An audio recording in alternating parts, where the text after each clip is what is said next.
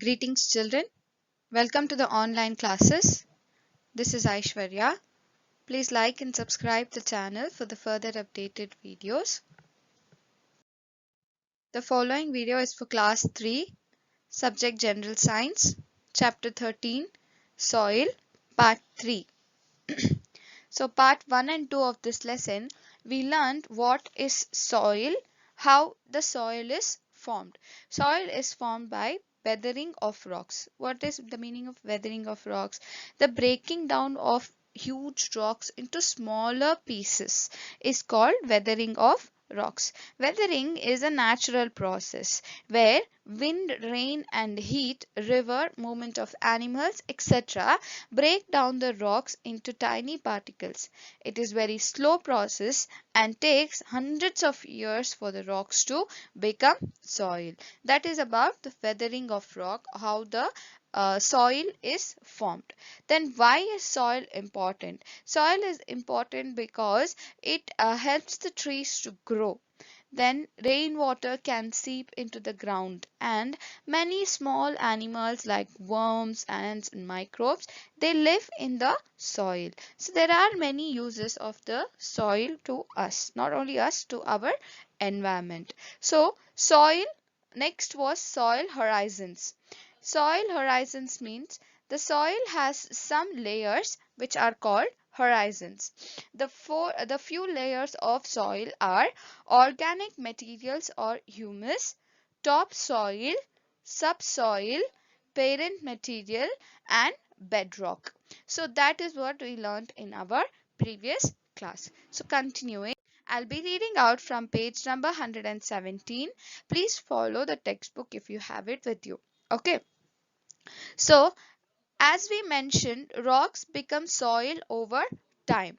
So different types of rocks will make different kinds of soil. We different kinds of soil will make uh, different types of soil are made because of the different types of rocks. Okay, so there are three types of rocks, that is the sand, silt and clay. Sand, silt and clay are the three main different types of soil that we can learn about. To begin with, let's begin with sand. Sand means sand is made of small particles of weathered rock. Now weathered means you know the difference, right? Weathered means it is the broken down of the rocks. So sand is made up of small particles of weathered rocks. Sandy soil are very poor in retaining water in them. Okay, as plants cannot find water in this soil, it is very difficult for plants to grow in this soil. But this type of soil is very good for making drainage system. So what happens is this sandy soil or the sand that is present, if you go visit a beach, you can see the sand that is present there. That will not absorb water. Okay, that's one thing about the sand, that it does not absorb water. It cannot retain the water. So it is difficult for the plants to grow. If you take the example of desert, very less very less plants grow in deserts because of the sand type that is present there. It's very dry, it does not absorb the water, it does not retain the water. But this sand, this type of sand, it is very good for drainage system. Drainage system means in the drainage system we don't want any absorption of water because it's dirty water and we want it to just pass away. So such kind of drainage system will require the use of sand. Okay, next is silt. Silt. Silt contains small particles compared to the sandy soil. Okay, then it is smooth and fine. It holds water better than sand. It is very minute, small, very difficult to hold in hand. Okay, Silt is made up of rock and other minerals. It is smooth and fine, and it holds water better than sand. Silt is easily transported by water. It is found near the river beds, lake beds, etc. Near river beds and lake beds, you can see this minute, very minute particles of silt. Okay, soil. So the silt is more fertile than other types of soil.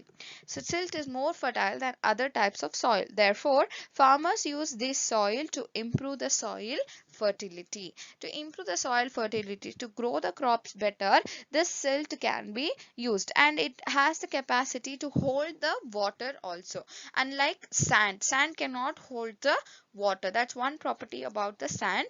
So silt can hold the water, so the farmers use the silt. The third type of sand or the soil are clay. Okay, clay, sand, silt, and clay. Clay has smallest particles. Clay has the smallest particles. Sand itself, it is very small, but the silt is smaller than the sand, and the clay is smallest of all the three. Good for retaining the water. The particles in this soil are tightly packed with a very little or no air at all. Okay, it does not have the capacity to hold the air. Okay, but it's very little or very no air at all. This makes the soil very good for retaining water in it. Okay, it helps in to retain the water in it. It is very sticky when it is it's very sticky to touch when wet, but smooth when dried. Here you can see the dry clay, and this is the wet clay. Wet clay, which will be usually very sticky. I'm not speaking about the artificial clays that you play with in your houses, or that are being provided to you to play with. Those clays are different, and this clay is naturally available in the nature. Okay, it's naturally available, these wet clay or the dry clay. Usually these clays are used for making the earthen pots. Earthen pots means it is the pots in which water is stored during the summer seasons. So such soil is called the clay soil. Then, compared to the other two types of soil, clay is densest and the heaviest soil. It makes it difficult for plants to grow in it and for the water to pass through it. Okay, all three have some plus points and minus points. You can see here the difference between the sand, silt, and clay. Sand itself is a minute particle. So then silt is smaller than that, and clay is much smaller than that. Okay, so uh, I hope you understood this much of this lesson. Stay at home, stay safe, take care of yourself, and keep learning, children. Try to do the exercises in your textbooks as well as your workbooks. Thank you.